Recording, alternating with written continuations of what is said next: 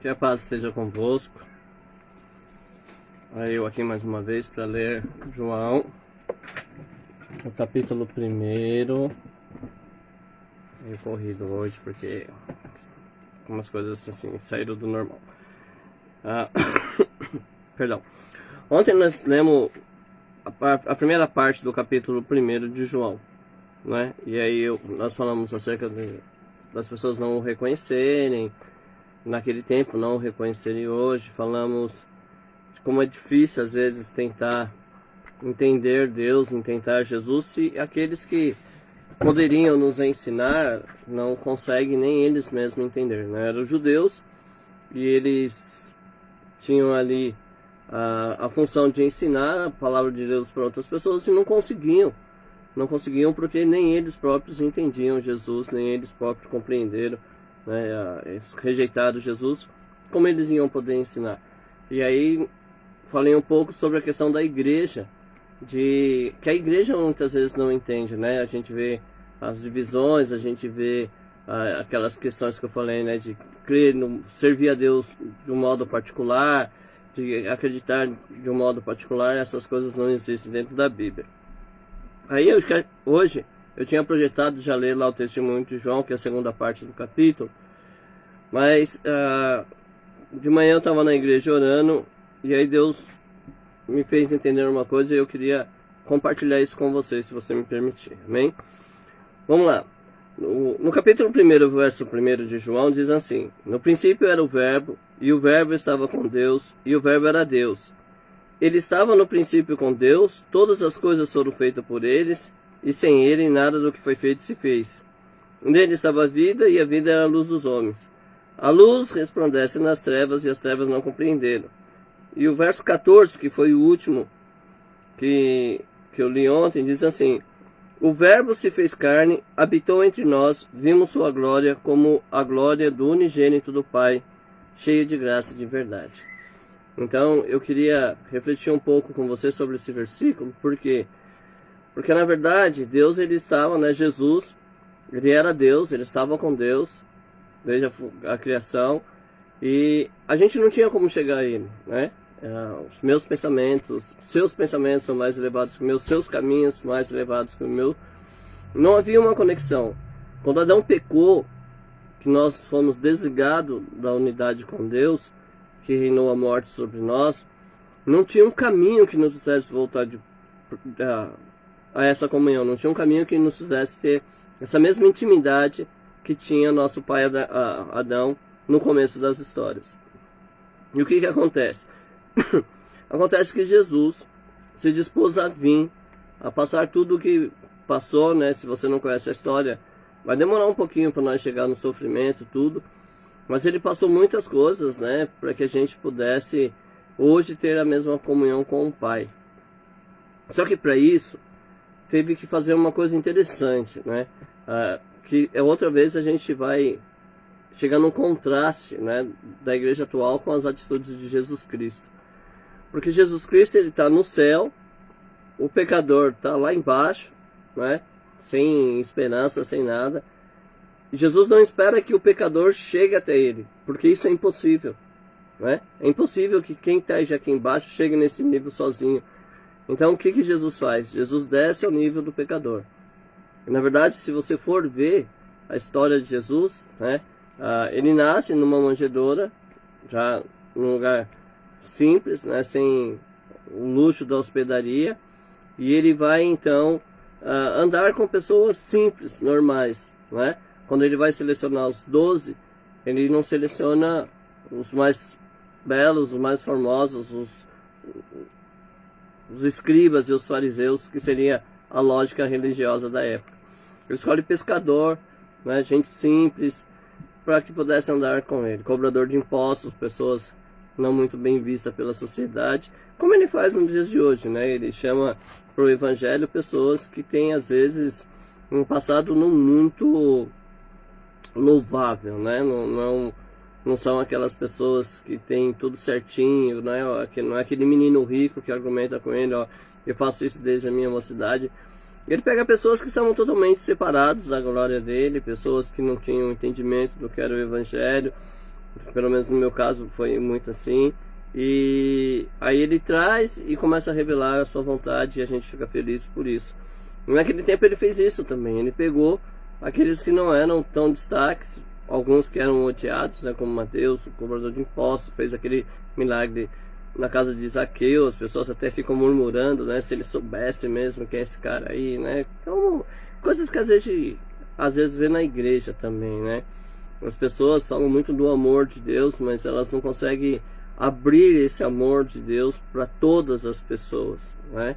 Mesmo a igreja evangélica, ela tem alguns bloqueios dentro dela, né? O povo evangélico tem um certo bloqueio dentro de si, por causa do preconceito, por causa de um monte de coisa. Então a gente precisa ser como Jesus, a gente precisa descer do nosso patamar, né? Se é que existe isso. Mas em vez de ficar, sabe, brigando pelas primeiras cadeiras de Moisés, em vez de a gente estar brigando ali, sabe, para que as pessoas não se conheçam, ao invés de a gente estar disputando, né, quem prega mais, quem conhece mais, tá? Enquanto isso está acontecendo dentro da igreja, a classe lá de baixo, os oprimidos, eles estão sofrendo, né? E aquilo que era a grande comissão da igreja, que é fazer discípulos, mas curando enfermo, saciando fome, vestindo nu, essas coisas estão sendo esquecidas. E eu queria ler com você o texto que Deus me deu hoje de manhã, que é Isaías 60. Não vai fugir muito do que nós estamos estudando não, tá? E eu li até o versículo 6. Vou ler para vocês, tá bom?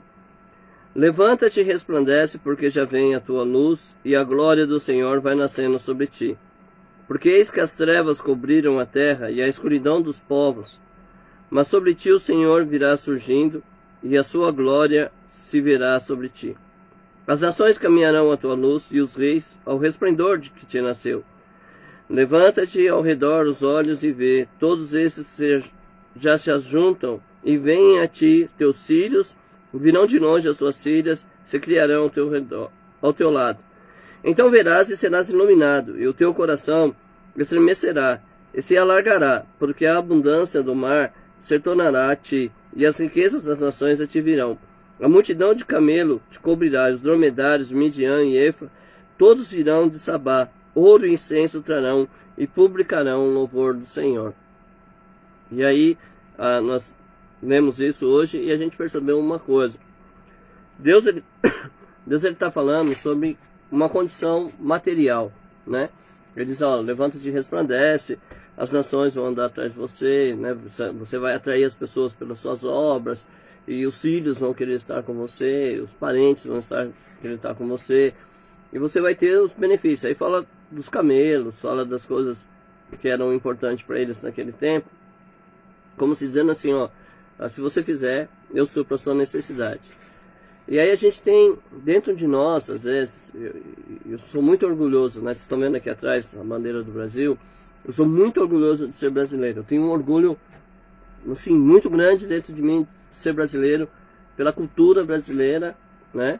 E pela história do Brasil. Não é uma história, às vezes, danificada, às vezes mal contada, mas a história do povo brasileiro é que mais me atrai, assim. E aí a gente vê hoje, por exemplo, nós como igreja, ou como evangélicos, né, se você não quiser usar o título igreja, nós como evangélicos, às vezes a gente se dispersa. E aí fica a nossa obra, a obra de Jesus o Cristo, fica danificada por causa dessa nossa distração no mundo. E eu como pentecostal, quando eu aceitei Jesus, eu fui instruído a buscar a Deus, a buscar a Deus, a buscar a Deus, e a colocar a Deus sobre todas as coisas, não é? Que é um mandamento também, não é erro doutrinário não, é um mandamento.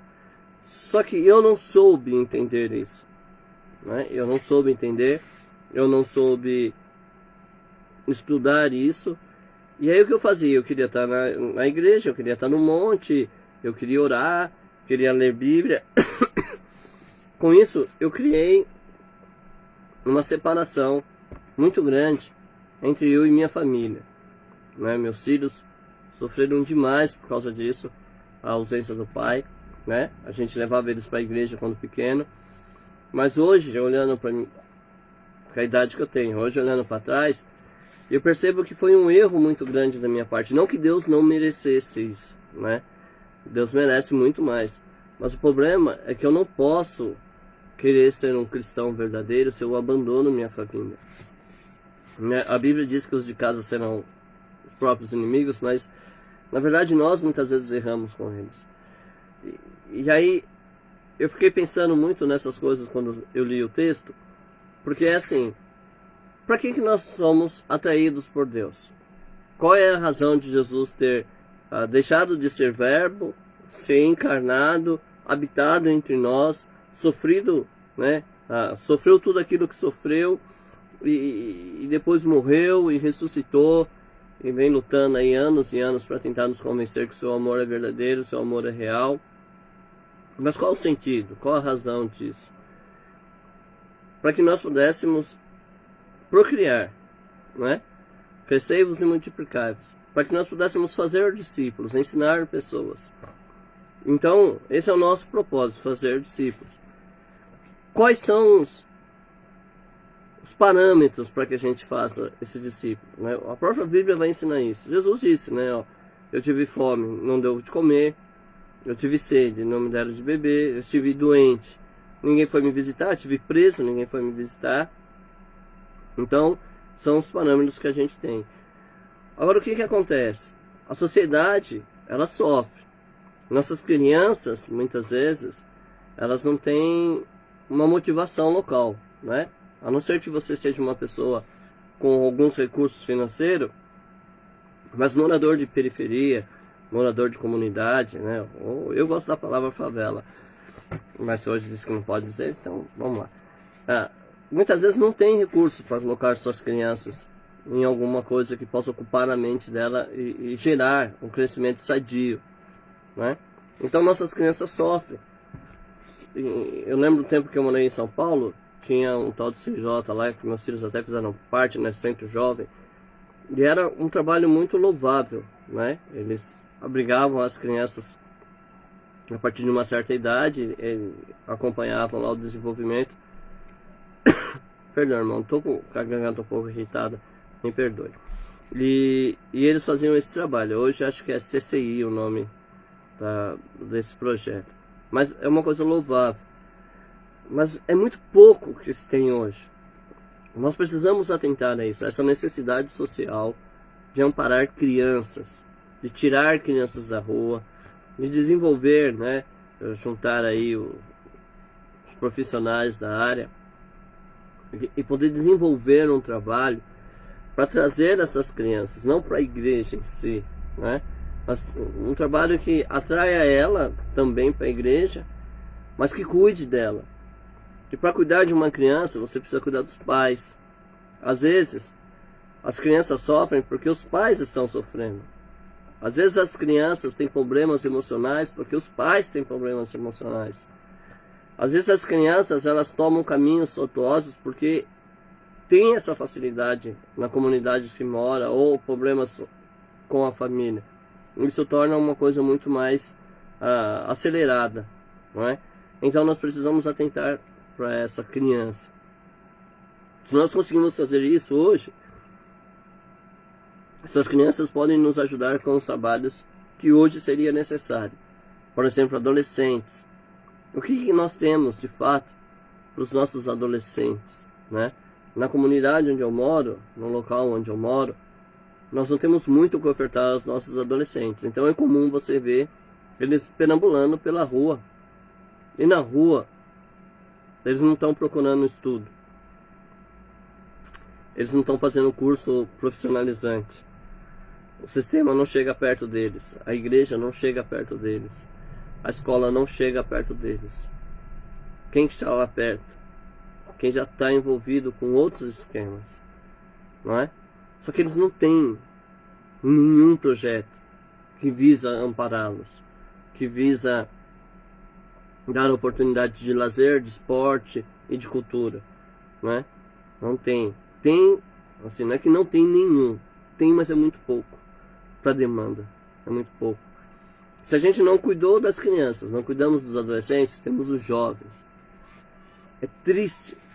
É triste você conversar com um jovem hoje, na faixa dos 17 anos, e você perguntar para ele o que ele pretende da vida, e ele não saber te responder o que ele pretende da vida, porque ele não tem sonho. Uma grande maioria, o sonho dele é pegar 10 reais com a mãe, com o pai, e juntar mais meia dúzia que consiga 10, 20 reais para poderem fazer uma passagem para um fluxo qualquer, com uma garrafa de bebida qualquer, e ficar tirando foto para postar lá, né? Então nossos jovens, eles também sofrem, e nós precisamos nos despertar para isso. Nós precisamos atentar para essa necessidade da igreja, né, do cristianismo, alcançar os jovens, ter alguma coisa palpável para eles, né? Não é só levar eles para a igreja, ensaio de jovem, culto de jovem, jovem da música. Não, sabe, a vida é muito mais do que isso. E a juventude quer viver. Se você pegar um jovem do mundo que tem as suas atividades esportivas, que tem suas atividades de lazer, que tem seus momentos, né, do fluxo, de diversão, essas coisas todas. Não estou dizendo que eles estão certos, mas eles têm tudo isso. Aí você traz ele para a igreja e fala assim, agora você vai para o culto e vai cantar e acabou, você não pode mais nada. Eu sofri por isso e eu não vim para a igreja antes por causa disso, porque não tinha uma proposta, né? Ninguém mostrava Jesus, mostravam a igreja e esse monte de regra de não pode, não pode, não pode, não pode. Então eu não queria ir para a igreja porque eu achava que a única condição de ser cristão era morrer. Na verdade é, né? Mas morrer de uma outra forma, de um outro sentido. Então nós precisamos trabalhar com os jovens. E é claro, nós não cuidamos das crianças, não cuidamos dos adolescentes, os jovens cresceram largados e agora eles são pais, agora eles são mães. A realidade de um número muito grande na periferia é a realidade das mães solteiras, não é? Meninas que acabam tendo seus relacionamentos e que não dão certo e que depois o cidadão some e deixa a criança com ela. Às vezes pagam pensão, às vezes não, às vezes aparecem esporadicamente para dizer que é pai do menino, mas a gente sabe qual é a realidade. Mas essas pessoas precisam de amparo, né? Essas pessoas precisam, não é apenas um tratamento religioso, elas não precisam ir para a igreja, né? É claro que todo o nosso trabalho é levar eles para a igreja, para que a igreja possa proporcionar a eles isso, não é? Quantos adultos depressivos, quantos adultos que têm baixa autoestima, quantos adultos que têm problemas de preconceitos, né? Que sofrem de complexos inferiores, quantas pessoas que são adultas hoje e não conseguem acreditar no seu potencial, devido à criação, devido às palavras que ouviu ao longo do tempo. Então tudo isso é muito complicado. Tudo isso precisa ser revisto. E eu queria então pedir a você que é cristão, que você pare um pouco para pensar. Porque o que a Bíblia diz aqui em Isaías 60 é: levanta-te, levanta-te e resplandece. Em todas as condições será dado para você fazer. Mas eu não posso fazer, pastor, porque eu não tenho condição. Sabe, de repente isso é uma desculpa que a gente vem usando para enganar a nós mesmos. A gente tem condição de fazer, né? Talvez a gente não possa fazer muito. Eu, por exemplo, eu não tenho muitas condições financeiras, não tenho muito recurso financeiro para fazer muita coisa. Mas o problema não é financeiro, o problema é de atitude, né? O que Deus diz assim, ó: levanta-te e resplandece, vão vir todos e eu vou dar condição de você ajudar a todos. Esse é o resumo de Isaías 60. Leia lá, confira. Se eu estiver errado, a gente bate um papo lá no PV, pode me chamar no Messenger que a gente vai conversar. Mas o resumo da ópera é esse: se você se dispor a fazer, eu envio o que é necessário, mas você tem que se dispor. Então hoje a gente não pode tirar todas as crianças da rua. Hoje a gente não pode criar um projeto que amanhã já esteja na ativa para tirar crianças das ruas. Não, mas nós podemos dar um pouco de atenção para as crianças que nós temos em casa. que às vezes por causa do celular a gente não dá atenção, que às vezes por causa do filme da Netflix a gente não dá atenção. Ixi, fez até propaganda. Que às vezes porque o irmão da igreja estava conversando comigo, eu não consigo dar atenção para o meu filho. Que os meus filhos sofreram com isso, gente. Eu estou falando de uma experiência própria, né? E não tenho como remediar isso, não tenho como mudar esse fato. Eu errei muito com os meus filhos nessa parte. De vez em quando a gente pega conversando, eu tenho até que pedir perdão para eles, porque a verdade é isso. Então, hoje nós descobrimos isso. Então a gente pode, né? A gente pode conversar com o jovem, com o adolescente que está na nossa casa. A gente pode conversar com a nossa família, né? Fazer um bate-papo legal. De repente tem alguém que precisa. De repente você fala, ah, mas eu não sou psicólogo, eu não trabalho na área, né, dessas coisas de transtorno mental para poder ajudar. Mas de repente o que a pessoa precisa não é nem de como é que eu posso dizer? De uma consulta, né? O que a pessoa precisa, às vezes, não é que você faça uma lista, né, do que ela pode ou não fazer, como ou não viver. De repente, o que ela precisa é que você dê um abraço nela hoje e diga assim, poxa, você tem um projeto, eu acredito em você, pode ir, eu sei que você consegue, não é?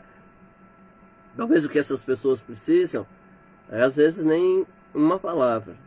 Às vezes o que elas precisam é só que você esteja ali para falar com ela, para ouvi-la, né, na verdade, e ela vai colocar o que está para fora, o que está dentro dela, e ela vai colocar para fora, e quando ela pôr tudo para fora, ela vai se sentir livre para se realizar, né? Eu sou pastor há acho que 16, 17 anos que eu sou pastor consagrado, né? Não é carteirada isso não, tá? Só para você entender o que eu vou dizer agora. Então, há 16 anos de pastorado, consagrado, tal, essa coisa. Mas antes disso, né, para a glória de Deus, irmãos, digo isso tudo para a glória de Deus, né? Marisa Gaspar, eu ainda novo convertido, ela me levou para fazer trabalhos de campanha no lar, né? Você ir no lar das pessoas, orar, levar uma palavra, aí você acaba aconselhando, você acaba ouvindo. Então são 16 anos dessa história de pastorado fora, né? Eu achei a foto, ela não está aqui não, a segunda-feira, porque sábado e domingo nós não vamos ter live. Na segunda-feira eu vou mostrar, né, quem tem o meu WhatsApp viu lá, a foto do meu batismo. Meu batismo foi no dia 5/11/1995. Então, eu trabalhei muito com pessoas. E nesse tempo de pastorado, eu aprendi uma coisa muito bacana sobre o que eu estava dizendo, de que as pessoas às vezes não precisam de muito, né? Precisa às vezes de um tempo seu para ela poder chegar a você, para ela poder desabafar, para ela poder jogar aquilo que está dentro dela para fora, né? Para que o sufoco sair e ela poder ter um pouco de paz. Eu aprendi isso. Eu morava no Jardim Brasília, né, ali na região de Parada de Taipas, muitos devem conhecer, perto da igreja Brigadeiro Eduardo Gomes. Então minha casa vivia cheia de pessoas. E como eu era um pastor que morava perto da igreja, e as pessoas tinham muito acesso ao local onde eu morava, era muito comum as pessoas me procurarem às vezes para conversar. E a minha mesa, né, a gente sempre brinca que lá era a terra do chá e do pão, né? Porque chegava em casa, a gente ia no atacadão, já comprava aquelas caixonas de chamate, os pãozinhos na época custavam 10 centavos, então chegou em casa, vai lá comprar pão, e a gente vai tomar chá com pão e conversar. E na maioria das vezes, tudo que eu precisava fazer era sentar na mesa e deixar as pessoas falar. Todo o meu trabalho pastoral era isso. Era sentar na mesa e ter a paciência de ouvir, mas ouvir, não é? Dando atenção para a pessoa, às vezes perguntando alguma coisinha ou outra, né? Tentando tentando entender o que ela está querendo dizer e tentando fazer ela entender o que ela está dizendo. E eu vi isso, e depois ela fala meia hora, uma hora, esbraveja, e pragueja, e xinga, e faz, e de repente ela diz, pastor, eu sei que eu tenho que fazer assim.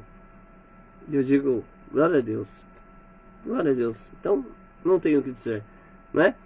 Foram muitas essas experiências. A pessoa vem, desabafa, e depois ela diz, eu sei eu sei que eu preciso fazer, porque no fundo sabe, todos nós sabemos o que precisamos fazer, mas ela precisava de alguém que ouvisse, né? Não foram sábios conselhos, não teve oração prolongada, né? De reprepé, não foi como o rapaz pensou que o profeta ia fazer, colocar a mão sobre a cabeça, um ziriguidum e dizer alguma coisa profética. Não foi nada disso. Parei, ouvi, e a pessoa se desabafou, e nós demos glória a Deus, porque Deus deu direção, e muitas dessas pessoas colocaram em prática aquilo que deviam, e hoje estão felizes aí, para a glória de Deus. Então, por pouco que pareça ser, ajude. Não é? Por pouco que pareça ser, ajude. E aí tem alguns projetos, né, que a gente tomou conhecimento, que de repente você diz assim também, ó, eu não posso fazer muito. E de repente você não precisa fazer muita coisa, mas de repente tem um projeto na sua vila, um projeto no seu bairro, que você pode cooperar de alguma maneira, né? Em Parada de Taipas, tem um lugar lá que chama, a gente chamava de Casinha do Jânio. Fica próximo à igreja Humberto de Souza Mello, ali é uma referência. Se você é dessa região, você vai se identificar. De frente à igreja Fonte do que Clama, do pastor Romeu do Barros de Macedo, todo mundo conhece ali, a Rua dos Cavalos. Tem uma ONG lá, puxa, eu esqueci o nome da ONG, mas é da nossa irmã Jeane, nosso irmão Alessandro estão lá também, né, fazendo parte, e eles trabalham com crianças lá, né, na educação infantil, tem alguns cursos lá. Se você quiser, me chama no Messenger depois, né? E eu vou pegar o contato para que você entre em contato, para você conhecer. E de repente você mora aí perto, ajuda, né? Aqui no Jardim Alegria tem um projeto de um time chamado Alegria Real, né? Que a nossa irmã Ana, ela tem lá várias categorias e ela luta para que esses meninos tenham alguma coisa produtiva. E assim, hoje eu já não estou acompanhando tanto esse projeto, mas é um projeto que necessita porque esses garotos, ela tem garotos acho que de 10 anos, não sei se tem menor que 10, mas alguns que estão fazendo 18 anos agora, e que ela não quer descartar, ela quer continuar com esse projeto com esses meninos, porque 18 anos não resolve a vida, né? Ela quer continuar.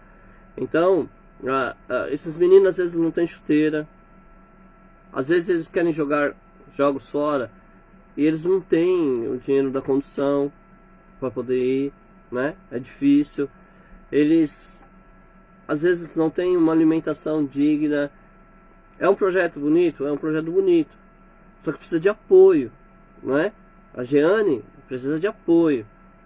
Não sei como é que está a estrutura dela e depois eu vou ter que conversar com elas, porque eu não pedi autorização delas para fazer isso. Mas tinha uma ONG, eu não sei se ainda tem, nosso irmão, amigo Josué, também lá em Parada de Taipa, no Jardim Brasília, chama Brincar de Aprender, acho que é esse o nome, Brincar de Aprender, que também foi uma benção para minhas filhas, e que participaram lá, minhas filhas, meus filhos, e que é um projeto bacana. Eu espero que ainda esteja em pé. Procure lá, né, o Josué é bem conhecido por lá, procure ele, vai conhecer o projeto, tomara que ainda esteja. Tem outros projetos que estão fazendo bastante mudanças para a sociedade. Então, se você não pode fazer muito, apoie quem já está fazendo, né? Às vezes, o pouco que você faz pode ser uma coisa muito grande. E eu dei um testemunho, né? Na verdade, 2 testemunhos. Eu vou dar esses 2 testemunhos aqui para a gente encerrar, para você ver que você pode fazer uma diferença muito grande na vida de alguém. Primeiro testemunho, eu era novo convertido, eu já tinha me batizado nessa época. E eu me lembro que eu fui numa igreja e eu tinha um sapato só. Primeiro, quando eu aceitei Jesus, para você entender, eu tinha botas, calças rasgadas e a grande maioria de camisas rasgadas, né, que era uma coisa que eu gostava de fazer. Então eu não tinha roupa social, não tinha nada. Então fui ganhando para poder fazer. Meu batismo, eu ganhei a calça da minha mãe, ela me comprou um sapato, eu ganhei uma camisa não sei de quem, o Elias me deu, né, o nosso irmão Elias Pereira me deu a gravata, e assim eu fui batizado no culto depois do batismo por causa da ceia. E aí, acho que até esse sapato do batismo que eu tava, ele tava furando a sola, né? E aí eu olhei para aquilo, fui, e eu tava lá no líder, numa igreja congregando lá, e falei, Senhor, meu sapato tá furando. E eu ganhei um sapato. Eu ganhei um sândalos. Não sei nem se existe hoje, porque eu quase não compro sapato também, né? E eu ganhei um sândalos, coisa mais linda, mas não serviu no meu pé. Aí eu fui trocar, e na loja Besni, eles me deram uma devolução, na época de R$ 3, eu acho que era 3,25, 3,35, uma coisa assim, né? Ó, quanto dinheiro, hein? 3,35. E aí eu peguei aquele dinheiro e tinha uma consagração que a gente fazia num dia específico, eu não lembro o dia específico nem o horário. Mas eu fui, troquei o sapato, e quando eu peguei aquele dinheiro eu falei assim, poxa, eu vou abençoar aquela irmã, né? Uma irmã que fazia o trabalho lá. E aí o que aconteceu? Eu fui no outro dia na consagração com o dinheirinho, e aí eu falei, ó, senti Deus de dar isso aqui pra você, pouco mais Deus vai abençoar. Ainda meio desajeitado, né? Quando a gente chega, a gente é meio perdido. E a alegria quando ela pegou aquilo fez com que eu me sentisse muito bem. Não, é o que eu tô falando, irmãos, aqui é tudo pra glória de Deus, tá? Não tô querendo me glorificar e nem preciso disso. Quem me conhece sabe que eu não preciso disso. Mas a alegria de um troco que ela ganhou, porque às vezes é pouco para você, mas é muito para alguém. De repente você não sabe, mas tem R$ 2 aí que você fala, puxa, o que eu posso fazer com R$ 2 para ajudar alguém? E de repente é esses R$ 2 que ele precisa para comprar o pão amanhã, cara. Né? Por isso que Jesus diz, ó, não deixe para ajudar amanhã se você pode fazer hoje. Então de repente é isso, então faça. E o último testemunho, pra gente encerrar hoje, eu vou até pedir perdão do horário que eu entrei um pouco mais tarde também, mas é um testemunho bem bacana, de uma coisa que não custa, mas a gente se nega a fazer. A gente se nega a fazer. E eu vou contar. Antes do testemunho, vamos pro testemunho. Eu aceitei Jesus. Graças a Deus, Deus me deu a honra de trabalhar um pouco para Ele. Desse novo convertido que a gente está envolvido com o trabalho de evangelização. Talvez porque seja uma área que a gente gosta e da onde Deus nos tirou, a nossa gratidão é muito grande, né? Porque quando você lembra da sua história, lembra do que Deus fez por você, te ajudando hoje a ser uma pessoa diferente, então a gente se sente muito grato. E eu queria retribuir tirando pessoas de onde eu estava, trazendo pessoas para o Evangelho. E trabalhei muito com isso. E gosto até hoje, eu gosto. Hoje eu estou meio paradão, mas eu gosto muito de evangelização. Não é? Só que o que acontece? Logo depois que eu comecei a crescer, e a Bíblia diz que a soberba ela precede a queda, né? Chega um pouquinho antes. Eu conheci algumas pessoas soberbas, arrogantes, irmãos que vão pro monte, que pagam preço e batem no peito, e critica todo mundo que não faz parte da panelinha deles. Eu conheci um grupo assim. E aí a gente quase não usa mais Deus, né? A gente já conhece a palavra, a gente já tem dom, não precisa de Deus. E ele nunca me disse isso, mas eu penso que Deus falou assim, Alexandre, você é mesmo? Vou tirar meu espírito e quero ver o que você vai fazer. E eu me desviei. Eu estava super bem, não tinha problemas grandes assim, né? Problema todo mundo tem, mas nada que me abalasse na fé. Mas um dia eu saí e resolvi voltar para trás. Na verdade eu não decidi voltar para trás, mas no meio do caminho eu resolvi beber e fazer outras coisas. E acabei caindo, fiquei 3 anos fora. 3 anos que me ensinaram bastante, porque assim, às vezes você vê uma pessoa que vai para a igreja, aceita Jesus e cai. Vai hoje, vai amanhã, todo dia está citando Jesus. E às vezes a gente critica, e talvez eu tenha feito isso muitas vezes. E a gente acha que é falta de caráter, a gente acha que é falta de decisão. A gente não, é demônio, irmão. Demônio. Eu ia segunda, terça, às vezes na quarta para a igreja, depois ficava bebendo. Quando eu conseguia eu ia para o monte orar. Quando eu conseguia eu fazia, né, alguma coisa tentando agradar a Deus. Mas não ia. Bom, e aí eu sempre tentava levantar, caía, levantava, caía. E aí eu conheci o Ministério A Fonte do que Clama, de Palada de Taipas. O pastor Romildo já era pastor lá. O pastor Paulo Henrique Silva estava lá junto com a pastora Graça. Bom, tinha um grupo de irmãos bacana lá, né? Pastor Júnior, tinha bastante gente boa naquela época, Yara. Talvez eu não lembre o nome de todos, já vou pedir perdão, tá? Por favor. E tinha lá uma irmã chamada Maria da Guia. Ela é muito conhecida em Parada de Taipas.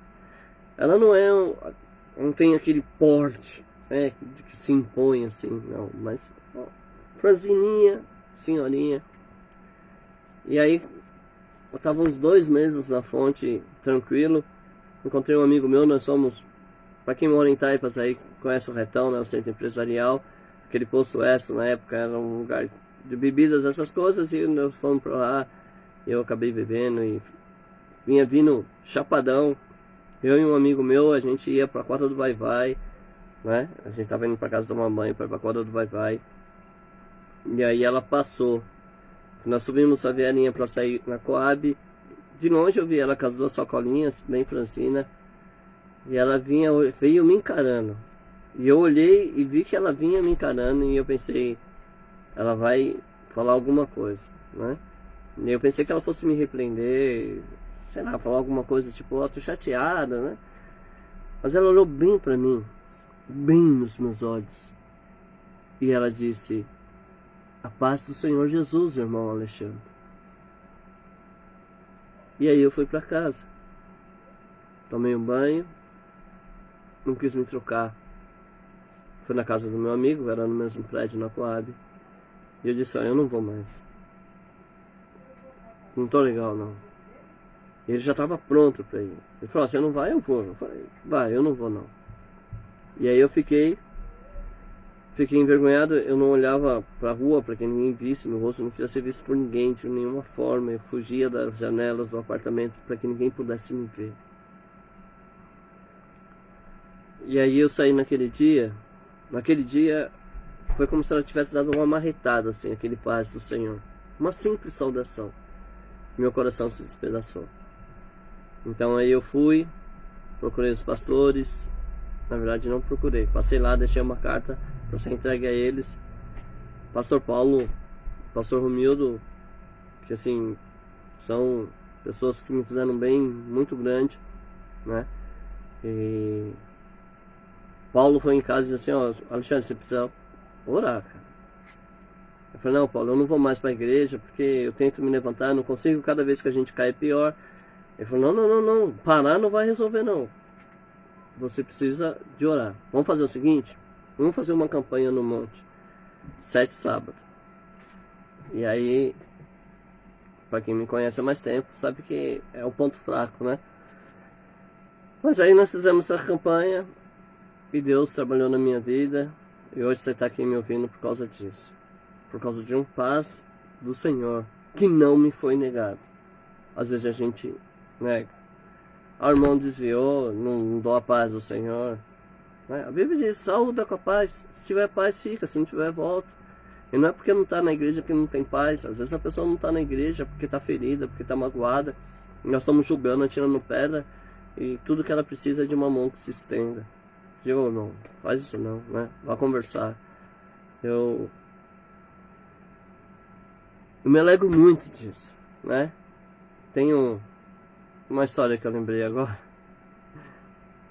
Que é engraçado, que a gente conheceu um irmão e ele, num vacilo dele, eu encontrei, estava num culto no ar livre e eu vi ele passando, saindo da biqueira. E aí eu chamei ele para conversar e aí ele falou, tá, minha vida tá assim, tá assado. Eu falei, tá bom, então você vai subir para lá? Ele morava perto de casa e nós subimos. Aí eu falei assim, eu vou lá na sua casa que eu vou fazer uma oração lá, tá bom? Ele falou, se você está pensando em me fazer parar de usar, eu não vou parar de usar. E eu falei, não quero, não, de verdade, você pode usar à vontade, só quero fazer uma oração. Ler um versículo, pode ser ele? Pode. E assim que nós chegamos, ele correu pro banheiro usar a cocaína. E eu fiquei conversando com a esposa dele. Mas aí nós oramos depois, conversamos um pouco. Hoje ele é pastor, dirige uma igreja, né? Não sei como está todo o trabalho dele, mas eu sou muito grato a ele, porque na verdade eu sou muito devedor a ele, né? Ele que me instruiu muito na palavra. E é isso. Então, desça do seu patamar. Jesus era o Verbo, se fez carne, habitou entre nós. Às vezes eu vejo os pregadores de elite muito no alto, elas não andam com a ralé. Jesus tinha prazer disso, né? Quando foram questionar, Jesus, João tá curioso lá, Jesus, João quer saber se é o Senhor ou se a gente tem que esperar alguém. Jesus não bateu no peito, ó, eu sou, hein, paga o preço, ó, comigo. Não, a resposta de Jesus é simples, ó, volte lá e fala para João o seguinte, ó, o surdo ouve, o cego tá vendo, o mudo tá dando glória a Deus. E tem mais, o evangelho, o tesouro maior, está sendo anunciado aos pobres. Quer ser cristão? Se envolva com uma obra social. De verdade. Crie na sua igreja. Você é pastor, você é presidente, dirigente de uma congregação, é líder de um grupo. Crie um projeto social. Para isso nós estamos aqui. Nós não estamos aqui para construir templos suntuosos. Nós estamos aqui para encher a igreja de tecnologia. Nós estamos aqui para ganhar almas. Mas essas almas precisam de tratamento, de atenção. Precisam se alimentar, vestir, aprender, né? Aprender literalmente, né? As coisas acadêmicas. E a gente é responsável por isso. Então, se nós vamos continuar aquilo que Jesus iniciou, a gente tem que pensar nisso. Curar os enfermos, libertar os cativos, vestir os nus. Eu hoje não, né? Hoje não. Ou talvez saindo daqui eu vou dar uma olhada lá para conferir. Mas minha esposa sabe, meus filhos sabem, eu não sou apegado à roupa. Não sou. Na verdade, tem pouquíssimas coisas que eu posso ser apegado. Não posso fazer uma lista aqui, mas sou muito, não me apego fácil não. Mas se Deus pedir, Ele sabe, e eu até oro, irmãos, que Deus não me dê nada que eu não possa devolver a Ele. Os meus filhos estão na mão de Deus, são dele, não é? Tudo que eu tenho é dele. Se um dia Ele pedir, Ele sabe que o meu coração pode doer. Talvez eu tenha que lutar um pouco, mas eu tenho o desejo sincero de entregar a Ele. Então, roupa nova, objetos materiais, se o Senhor precisar, tem. Mas eu ouço testemunho, irmãos. Eu acho que a pessoa errou, né? Dizer que tem 1000 sapatos, mais carro que cabe na garagem. Poxa, pra quê? Leia Atos, né? A igreja, quando se converte, pega o que tem a mais e distribui. Então eu vou deixar esse desafio com você. Sábado e domingo não temos live. Na segunda-feira, se você puder dizer assim, pastor, eu cumpri aquele desafio, eu vou ficar muito feliz. Qual é o desafio? Olha o seu guarda-roupa. Pega as roupas que você mais goste. Não é? A gente sempre tem uma roupa preferida. Então essa eu vou te dar um bônus. Essa você não precisa doar. Mas dá uma olhada lá. Deve ter alguma roupa que você não usa com frequência. E se você for para uma outra festividade agora, você não vai querer usar, porque você já usou uma vez. Doe essa roupa. Eu vou contar os dias da semana. Né? São 7. Vou ser bonzinho, multiplicar por 2. 14. Principalmente as irmãs. Tem mais que 14 pares de calçado. Irmã, passou da hora de você doar isso. Passou da hora. 20 saia. 50 blusa. Reclamando com o marido que precisa comprar um outro guarda-roupa porque o que tem não dá. Desfaça disso. Em nome de Jesus. Desapegue. Doe a alguém necessitado. Não fica acumulando, não. Nós estamos prontos para partir. Qualquer momento o céu abre. Nós vamos embora. E você vai fazer um monte de roupa para quê? Guardando um monte de coisa aí para quê? Então doe. Eu vou pedir perdão pelo horário e pela mudança. Viram que não mudou o texto, né? Foi só um outro texto para encaixar nesse contexto de que Jesus é o Verbo, se fez carne, habitou entre nós para poder nos salvar. De repente você precisa fazer isso para alcançar alguém, ir até ele. Ele talvez não tenha condição de vir até você. Talvez ele tenha medo. Eu tive medo de crente muitas vezes, porque eu sabia que eles eram diferentes de mim, eu não entendia eles, eu tinha medo deles, né? Se a gente erra, a gente tem medo de passar por um crente, principalmente se for um crente cheio do Espírito, e a gente sabe que é. Porque a gente tem medo de Deus passar uma revelação para ele que vai, sabe, me envergonhar, essas coisas.